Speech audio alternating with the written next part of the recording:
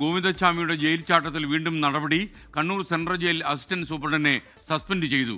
Assistant superintendent Rijo ജോണിനെതിരായിട്ടാണ് ഇപ്പോൾ നടപടി വന്നിരിക്കുന്നത്. വിവരങ്ങളുമായി ദീപക് തർമ്മണം തത്സമയം ചേരുന്നു. Good morning Deepak. Again Deepak, ഇനിയും കുറേ ഉദ്യോഗസ്ഥന്മാർക്കെതിരെ നടപടി വേണ്ടി വരും. അത്ര കടുത്ത സംഭവമാണല്ലോ ആ സെൻട്രൽ ജയിലിൽ ഉണ്ടായത്. വിവരങ്ങൾ എസ് കെ ഒരു കൂട്ട നടപടി തന്നെ വേണ്ടിവരും എന്നുള്ള സൂചനകളാണ് നമുക്ക് ആഭ്യന്തര വകുപ്പിൽ നിന്നും ലഭിക്കുന്നത്, ജയിൽ വകുപ്പിൽ നിന്നും ലഭിക്കുന്നത്.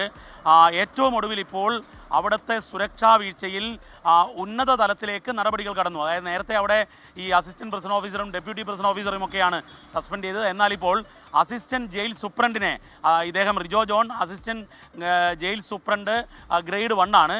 റിജോ ജോണിനായിരുന്നു യഥാർത്ഥത്തിൽ അന്നത്തെ സുരക്ഷാ ചുമതലയുടെ മേൽനോട്ടം.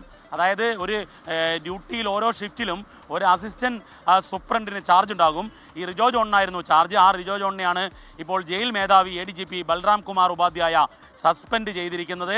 ഇതിലേറ്റവും പ്രധാനപ്പെട്ട കാര്യം ഗുരുതരമായ വീഴ്ചയാണ് എന്നുള്ളത് ഇന്നലെ ജയിൽ വകുപ്പ് തന്നെ, ജയിലിലെ ചില ഉദ്യോഗസ്ഥർ പുറത്തുവിട്ട ദൃശ്യങ്ങളിലൂടെ വ്യക്തമായിരുന്നു.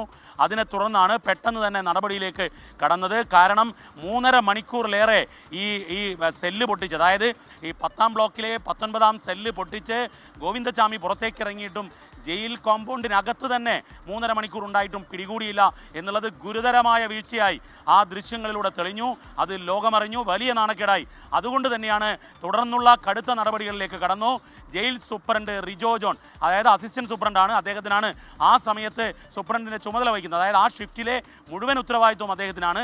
അസിസ്റ്റന്റ് സൂപ്രണ്ട് ഗ്രേഡ് 1 റിജോ ജോണിനെയാണ് ഇപ്പോൾ ബൽറാം കുമാർ ഉപാധ്യായ സസ്പെൻഡ് ചെയ്തിരിക്കുന്നത്. ബൽറാം കുമാർ ഉപാധ്യായ വഴി സംസാരിക്കുമ്പോൾ അദ്ദേഹം വളരെ ഗൗരവത്തിൽ ഗുരുതരമായ തുടർ നടപടികൾ ഉണ്ടാകുമെന്ന അതാണ് ജയിൽ വകുപ്പ് ഉദ്ദേശിക്കുന്നത് എന്നുകൂടി പറയുകയാണ് SKN. ഓക്കെ, ദീപക് തർമ്മണമാണ് വിവരങ്ങൾ നൽകിയത്. ലോകത്തെവിടെയായാലും ഏത് സമയത്തും 24 വാർത്തകളും ഓഗ്മെന്റഡ് റിയാലിറ്റി പാക്കേജുകളും എക്സ്പ്ലെയിനറുകളും വിശദമായി കാണാൻ ഞങ്ങളുടെ യൂട്യൂബ് ചാനൽ നിങ്ങൾക്ക് സബ്സ്ക്രൈബ് ചെയ്യാം.